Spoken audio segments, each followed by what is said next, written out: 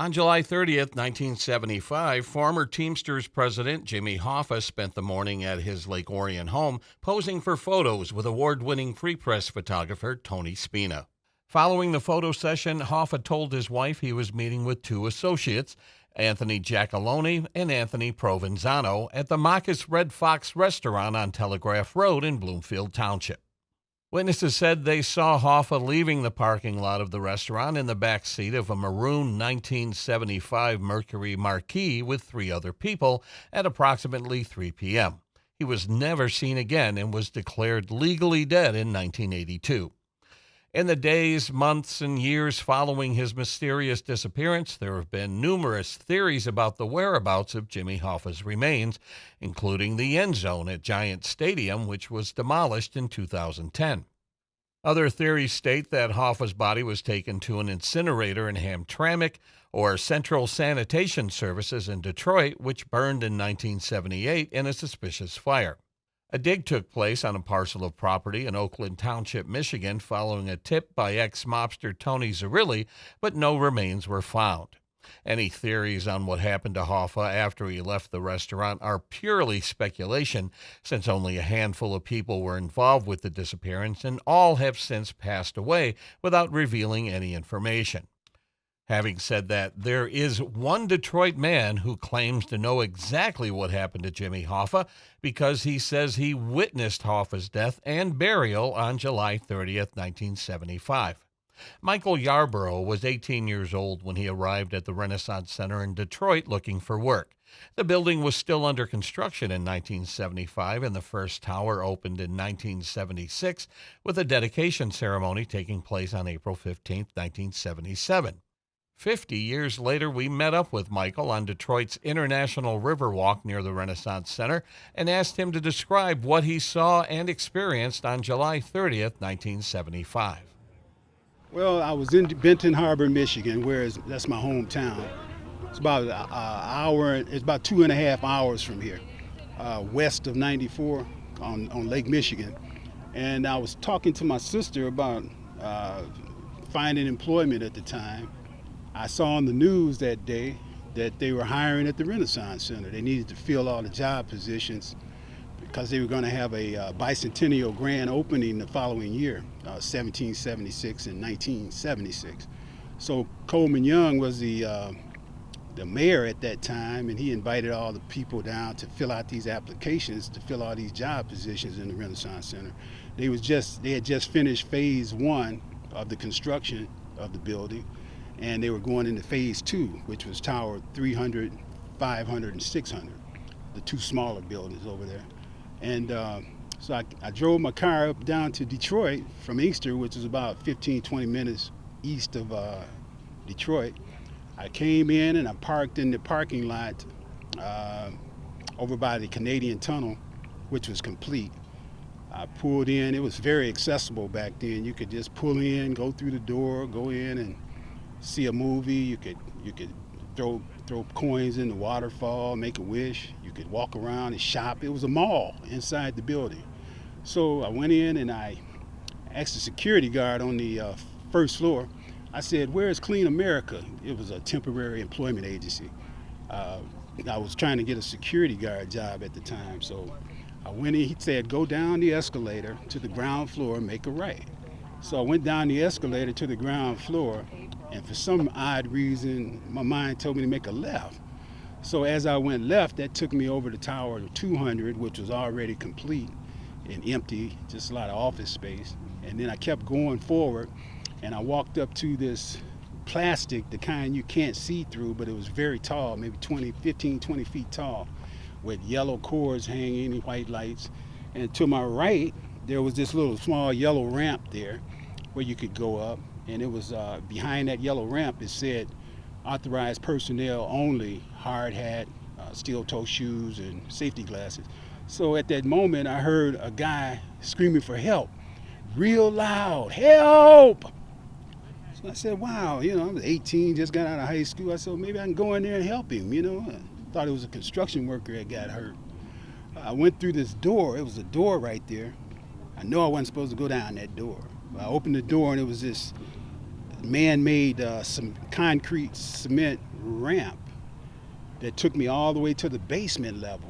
And as I got down there, it was dust all over the floor. It was the yellow lights was hanging everywhere. There was this 8-foot wooden fence around these great big pillars that they were constructing. And I know it was 8 feet tall because I'm 6'5", and I looked up, it was about 2 feet taller than me. So as I looked up, I saw these two men in these black suits with the black tie, white shirt, John Belushi style glasses like these, and black shoes. They had this man that they were taller than. They was taller than the man in the middle, where I found out was Jimmy Hoffa later. They was holding him, and he was still yelling for help. And just right next to them, there was another guy. It was a construction worker. He was hammering on the concrete cement, trying to drown the guy out from screaming help. And as he was still standing there, behind them was a maroon colored 1975 Mercury Marquise with the trunk up and the lights on, and the driver's door was open, and this fat chubby guy was sitting behind the wheel with sideburns and the wide collared collars that we used to wear back in the 70s. Come to find out later, that was Chucky O'Brien driving the car. So, and over to their right of them was a concrete cement truck, and it had a gurney down from the front all the way down the side of it to that hole that they had the man in the middle standing at. And it was turning, the ball on it was turning real slow. And then next thing I know, they pushed the guy in the hole. The concrete cement started gushing down the gurney. I could see the ball turning fast, and they pushed him in the hole, buried him right away. Next thing I know, this tall guy about my height, about 6'3", I'm 6'5", he had black hair, he had the same suit on that the two guys that had Hoffa in the middle on, with the John Belushi shades. He walks up to me, and he said, "You better keep moving or you're gonna be next." He took his John Belushi shades off and showed me his eyes. He had hazel eyes. You could see he had killed several people. And he opened his coat, showed me his gun, and he pointed at me. He said, "You better keep moving or you're gonna be next." So I threw my hands up immediately. I said, "Man, you ain't gotta worry about me, I'm out of here." So as I walked away, maybe about 10, 15 feet, I looked over my shoulder, and he was coming at me full force. So I started running real fast, man. I had my green Chuck Taylor tennis shoes on, just got out of high school. He couldn't catch me. So I ran over to Tower 400 over there and went into the men and women's, it had a sign saying men and women's restroom. So I ran in the men's room, I got in the first stall, and as I was on the toilet shaking, they had this little, like a 2 to 3 inch, 4 inch at the bottom of the stall where you could see underneath there, and the door was right there where you could see. He walks in, I could see his black shoes step at the doorway, and he turned around and walked away. It wasn't even 3 seconds. So I said, wow, all he had to do was kick the door in and shoot me. I know he had a gun. So he walked away. So I gave him a few seconds to leave.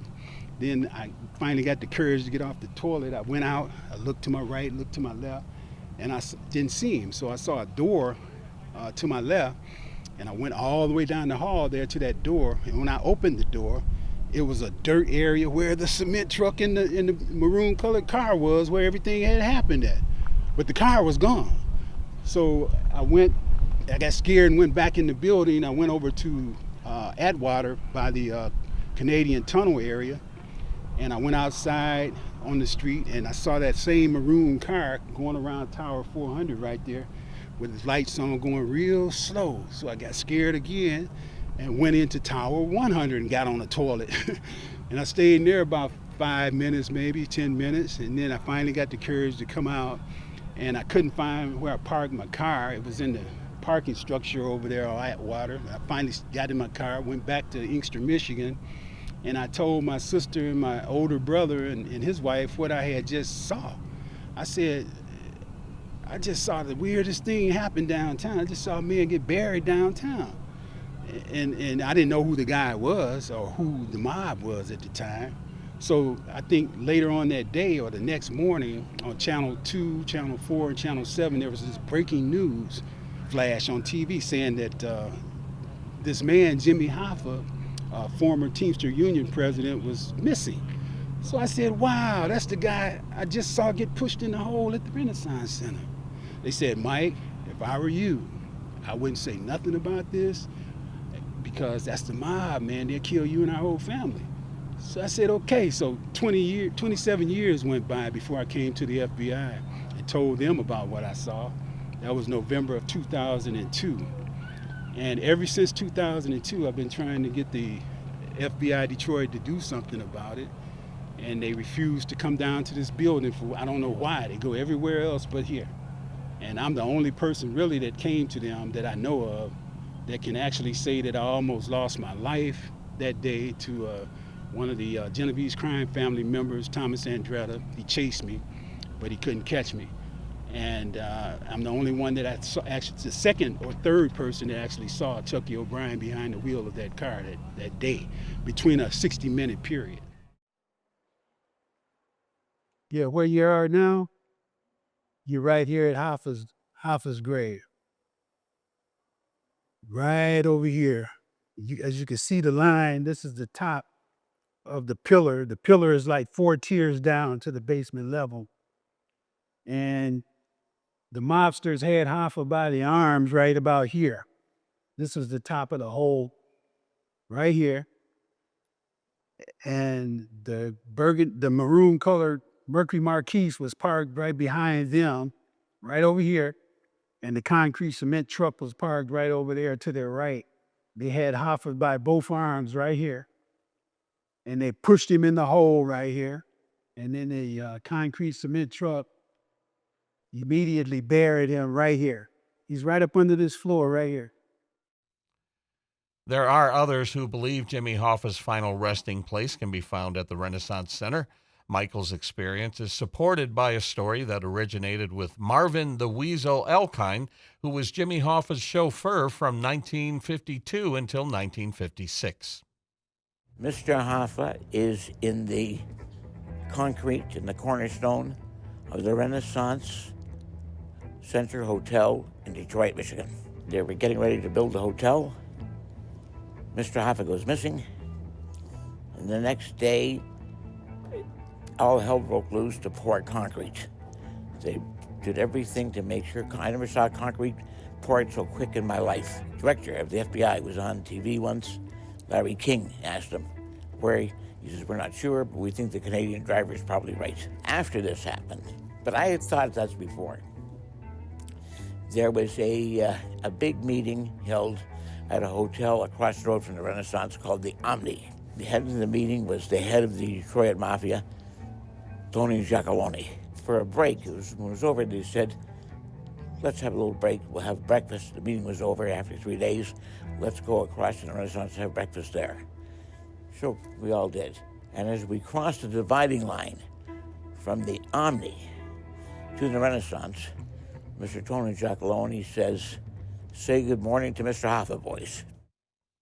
Michael Yarbrough is hoping to get permission to use ground-penetrating radar to scan the concrete within the Renaissance Center that he believes contains the remains of Jimmy Hoffa, and the clock is ticking. 2 of the Renaissance 4 towers are slated to be demolished within a year or so, and the possibility exists that General Motors may demolish the entire complex at some point, which would obliterate any evidence of Hoffa's presence at the location. In Detroit, this is Joe Johnson reporting for ONTV News. You want to know where Jimmy Hoffa's buried? I'll tell you where he's buried. He's buried right here. We're standing right on top of Jimmy Hoffa's grave, and he's been laid here for the last 50 years in downtown Detroit, Michigan, in Tower 300 of the Renaissance Center.